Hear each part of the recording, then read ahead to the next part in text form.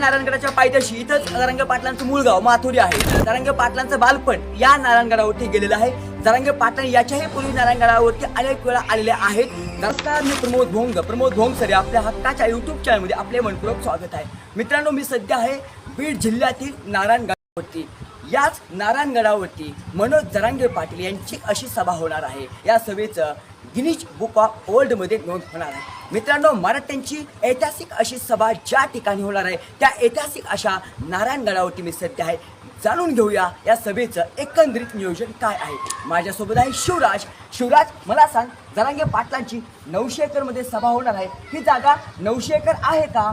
अनेकांना हा प्रश्न पडतो की जरांगे पाटलांच्या सभेची जागा 900 एकर आहे की त्यापेक्षा कमी आहे? नाही, कमी नाही. 900 एकर पेक्षा जास्त आहे. बर, ही पूर्ण नारायणगडाची जेवढी जागा आहे ती 1300 एकर आहे. 1300 एकर आहे. हा, तर पाटलांना तर 900 एकर सांगितलंय, कारण की काही उताराचा भाग आहे, काही मध्ये काही जागा बसता येणार नाही लोकांना, दगड जास्त आहेत. बर, त्यामुळं सगळं सोडून 900 एकर जागा पाटलांनी सांगितलं ही खरी आहे. ओके. शिवराज, मला सांग, 900 एकरच्या सभेसाठी जरांगे पाटलांचं मुख्य स्टेज कुठे असेल? मुख्य स्टेज गडाच्या उजव्या साईडला. बर, ते शाळा आहे. शाळा समोरच, शाळाचं जे ग्राउंड आहे त्याच्या समोरच ह्या लेवलचं आपण जर उभा आहे तर त्या लेवलचं स्टेज तिथे बनवण्यात येणार. ओके. आणि समजा ते जर नियोजन नाही झालं, कारण की पूर्ण परिसर पाटलांना दिसायचं आहे ना, त्यानंतर मग या स्टेजवरच जे सभामंडप आहे ना त्याच्यावरतीच मग तर पूर्ण दिसणार आहे. ओके. म्हणजे जरांगे पाटलांचे स्टेज हे आम्ही ज्या ठिकाणी उभे आहेत आमच्यापासून उजव्या बाजूला असेल, त्या ठिकाणी नसेल.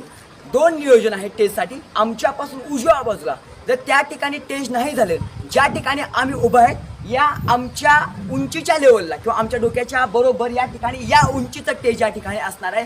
या ठिकाणी जरांगे पाटील अशा ठिकाणी उभे असतील किंवा जरांगे पाटलांचं स्टेज अशा ठिकाणी असेल की ज्या ठिकाणाहून संपूर्ण 900 एकर मराठा समाजाला जरांगे पाटील दिसून येतील, अशा प्रकारे स्टेजचं नियोजन असेल. शिवराज, मला सांग, या ऐतिहासिक अशा सभेसाठी पाण्याचं नियोजन कसं केलं या ठिकाणी?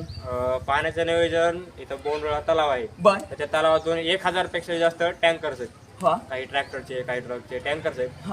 आणि ते सोडून बिस्लरी प्रत्येक रस्त्यावर कुठं पण ठेवायला लागणार, म्हणजे अडचण कुठंच येणार नाही पाण्याची. बर, ते टँकर मधून पाणी आणणार, प्यायच्या पाण्याचं काही वगैरे दुसऱ्या पाणी लागणार, तिथे पण पाणी नियोजन होणार. म्हणजे बिस्लरी पण आहेत, रस्त्याच्या कडेला बिस्लरी लावलेल्या असतील. ओके. पाण्याची काय अडचण येणार नाही, पाण्याची काय दुखापत झाली, इजा झाली तर अशा समाजातील लोकांना काही किरकोळ इजा झाली, दुखापत झाली तर अशासाठी काही तात्पुरत्या स्वरूपाचे हॉस्पिटल वगैरे उभं करायचं का नियोजन आहे का? स्टेज आहे ना, स्टेजच्या उजव्या साईडला बर, जत्रेसाठी जागा असते ना, तर तिथं मोकळं पटांगण आहे, तर तिथं तात्पुरतं एक हॉस्पिटलचं नियोजन केलं. किती हॉस्पिटल आहे त्या ठिकाणी? तिथं हॉस्पिटल संपूर्ण एक मोठा बांधलेला आहे. तर त्यात काही ICU असतील, इमर्जन्सीला तिथं ऍम्ब्युलन्स असतील 100, आणि प्लस जिथं जिथं 200 मीटरला जो स्पॉट आहे तिथं शौचालय असेल, पाणी असेल, अजून काही नियोजन जेवढं केलं तेवढं, तिथं पण एक दोन ऍम्ब्युलन्स लावलेले असतील. कुठं जरी पेशंट असेल तर पेशंट पर्यंत ऍम्ब्युलन्स जाईल असं नियोजन केलेलं. जरांगे पाटील या ठिकाणाहून संपूर्ण मराठा समाजाला मार्गदर्शन करणार आहेत. पण 900 एकरच्या या जागेमध्ये जास्त मराठी येतील, मग संपूर्ण मराठा समाजातील लोकांना जरांगे पाटील दिसतील अशा प्रकारचं काय नियोजन आहे या ठिकाणी? टीव्हीचं नियोजन केलेलं आहे ना, 2000+ टीव्ही लावायचं नियोजन. LED 2000 पेक्षा जास्त. बर, म्हणजे पूर्ण काही या साईडला, काही या साईडला, म्हणजे रस्त्याच्या साईडला, पार्किंग मध्ये, जिथं जिथं लोक असतील तिथं पाटील, त्या ठिकाणी पाटील. हा 900 एकरचा एरिया प्रामुख्याने कुठे येतो नेमका? 900 एकरचा आपण सध्या उभा आहे. हे मंदिराची जागा आहे. मंदिरापासून डाव्या साईडला पण तितकंच आहे, उजव्या साईडला पण तितकंच आहे, समोर पण मागे पण, म्हणजे 4ही साईडनी ही जागा आहे. म्हणजे मंदिराच्या 4ही बाजूला 900 एकरची जागा आहे. 900 एकरची जागा कोणाची आहे? पूर्ण नारायणगड ट्रस्टची. ही 900 एकरची जागा पूर्णपणे नारायणगड ट्रस्टची आहे. ही जागा कोणत्या एका मालकीची किंवा कुठल्या एका मालकाची नाही. मंदिर परिसराची 900 एकरची जागा आहे आणि या 900 एकरच्या जागेमध्ये मराठ्यांची ऐतिहासिक अशी सभा होणार आहे. शिवराज, मला सांग, या सभेसाठी जो काय खर्च होणार आहे तो खर्च कोण करणार आहे? जेवढा पण खर्च होणार आहे, पहिला कसं अंतरावलीला शेजारच्या गावांनी गेलं, बोधपट्ट्यातल्या सगळ्या गावांनी नियोजन केलं, तर इथं तसंच नारायणगड पंचकुळीतील जेवढे गाव आहेत, 100-125 जेवढे गाव आहेत ना, ते गावाचं मिळून नियोजन होणार. ओके.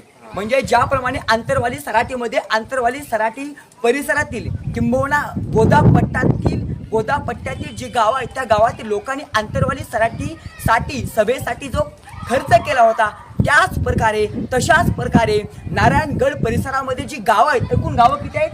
नारायणगड परिसरातील आता पूर्ण 100-100-125 गावाचं बरोबर. नारायणगड परिसरामध्ये साधारणतः 100 ते 125 गाव आहेत आणि 100 ते 125 गावातील लोक या ऐतिहासिक अशा सभेचा खर्च करणार आहेत.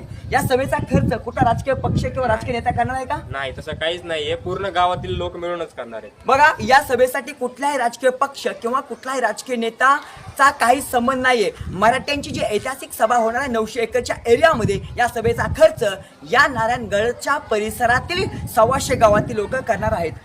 साधारणतः किती लोक येतील या सभेसाठी? पाटलांनी सांगितले तसं 6 कोटीपेक्षा प्लसच. 6 कोटीपेक्षा जास्त. हो. शिवराज, मला सांग, या ऐतिहासिक 900 एकरच्या सभेसाठी संपूर्ण जगातील मराठी सामाजिक बांधवांना तुम्ही आमंत्रण देण्यासाठी काय तुमचं प्लॅनिंग आहे किंवा काय नियोजन आहे? आमंत्रण देण्याची पहिली तर गरज नाहीच आहे. बर, पाटलांनी एकदा सांगितलं ते सगळे येणारच आहेत. ओके. म्हणजे पाटलांनी सांगितलं, हा. पाटील म्हटले की झालंच म्हणायचं. लोक येणारच. हा. म्हणजे संपूर्ण जगातील मराठा समाजाने सभेला या म्हणायची गरज नाहीये, कारण हा लढा कुठनाचा एकट्याचा नाहीये. हा लढा अखंड मराठा समाजाचा आहे. मराठा समाजातील लेकरांना आरक्षण मिळावं म्हणून जरांगे पाटलांनी हा लढा उभा केला आहे. हे जो नारायणगड आहे हा बीड शहरापासून किती किलोमीटर अंतरावरती आहे? हा 20 किलोमीटर अंतरावरती आहे. बर, येण्यासाठी मार्ग किती आहेत? मार्ग बीडून येण्यासाठी 2 आहेत, मुख्य 2 मार्ग आहेत. बर. आणि बाकी शेजारूनच नगर हायवे गेलेला आहे. बर. आणि इकडून मादळमुळे आहे. ओके, म्हणजे जवळच आहे सगळं नियोजन. जवळच आहे. मला सांग शिवराज, जरांगे पाटलांनी जरांगे पाटलांचा नारायणगडाचा याच्या पूर्वीचा काय ऋणानुबंध आहे का? हो, आहे ना. नारायणगड पासून जवळच त्यांचं मूळ गावचे होतं मातोरी. बर. हा, ते इथून जवळच आहे. जवळच आहे. हा. ओके. तर त्यामुळे ते लहानपणी पण यायचे, म्हणजे हा. आता ते येत असतीलच जवळपास. हा. आणि ह्या सभेच्या आधी पण हा. ते बऱ्याच वेळेस इथून येऊन गेलते महाराजांसोबत भेटून. ते बरोबर. सभेसाठी महाराष्ट्रामधून बीड जिल्ह्यातील नारायणगडच का निवडला? हा, त्याचे 2 मुद्दे आहेत बघा. हा. पहिला असा की पूर्ण महाराष्ट्रामध्ये नारायणगड मध्यभागी येतो. बरोबर आहे. म्हणजे खालून सोलापूर वगैरे तिकडून यायचं असेल हा. तरी पण जवळ आहे. मुंबईकडून यायचं असेल तरी पण जवळ आहे. हा. नाशिक, नागपूर, म्हणजे जिथून यायचंय लोकांना सगळ्यांना जवळ असो, विदर्भ असो, खानदेश असो, कोकण असो, या सर्व भागातून येणाऱ्या लोकांसाठी बीड जिल्ह्यातील नारायणगड हे मध्यभागी आहे. त्या शिवराज, मला सांग, या नारायणगडावर कुठे मराठी येतील, बरोबर आहे? तर या मराठ्यांचं नियोजन केलेलं आहे. मला सांग, नारायणगडावरती जरांगे पाटील अधूनमधून येतात तिथे? हो, येत असतात ना. ओके, येतात. महाराजांना भेटण्याकरिता. हा, म्हणजे या जरांगे पाटलांची या नारायणगडावरती फार मोठी अपार अशी श्रद्धा आहे. नारायणगडावरती प्रामुख्याने इथं काय, ह्या मंदिराची काय पार्श्वभूमी आहे नेमकी? पार्श्वभूमी म्हणजे हे मंदिर कोणाचं आहे? श्री क्षेत्र नारायणगड. नारायणगड धाकटी पंढरी म्हणून ओळखतात. ओके. मग काय नेमकं इथं कुणाचं मंदिर आहे? विठ्ठल रुक्मिणीचं मंदिर आहे. ओके. आणि आमचे नगर नारायण महाराज त्यांचं पण मंदिर आहे. ओके. धन्यवाद मित्रांनो. या ठिकाणी हा व्हिडिओ तुम्हाला कसा वाटला लाईक करा, कमेंट करा आणि शेअर करा. आणि मराठा आरक्षणाचे नवनवीन व्हिडिओ पाहण्यासाठी आपला चॅनल हक्काने सबस्क्राईब करा. मराठा आरक्षणाचे नवनवीन व्हिडिओ पाहण्यासाठी प्रमोद भोंग सर हा आपला हक्काचा YouTube चॅनल सबस्क्राईब करायला विसरू नका. धन्यवाद. जय जिजाऊ, जय शिवराय, जय शंभूराजे.